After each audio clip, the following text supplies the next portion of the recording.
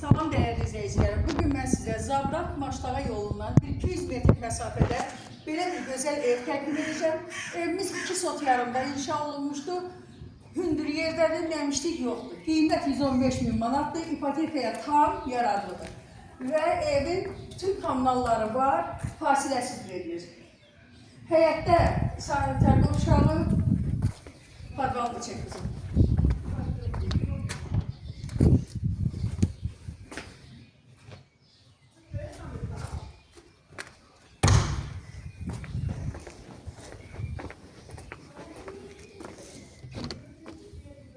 Evimiz çok keyifli, inşa olmuş evdir. 4 otaqlıdır. Otaqları genişdir, ışıqlıdır. Bütün pəncərələrin hamısı öz həyətinə baxır. Gördüyünüz bura balkon. Balkondan mətbəxə keçir.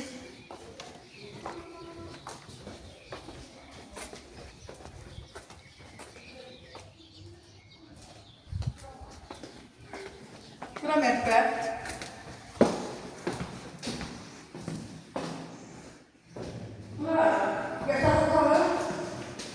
Bak burada indi bizim çekmek, haradasa 2 metre artık, 2 metreden artık hasarla evin arasında mesafe var. Yani burada hem hündür yerdi, hem de həqiqətən hündür torpağı olan bir yerdi. Yani ağaç, gül, çiçek ne eksik kəsim yerdi. Evin arkasında yanlarında yer var. Burada bir zal, büyük bir zal. Zaldan çölə çıxış var balkona. Burada yataq otağı. Yine aranı gösterir. Arada yine mesafe var.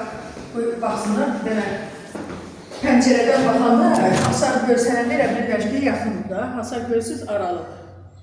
Aradan yol var. Evin arkasına fırlanmağa rahatlıqla mesafe saxlanılır. Evin sənədi paket bucağı qiymət 115 min manatdır. 2 sotda, 2 sot yarımda inşa olunub.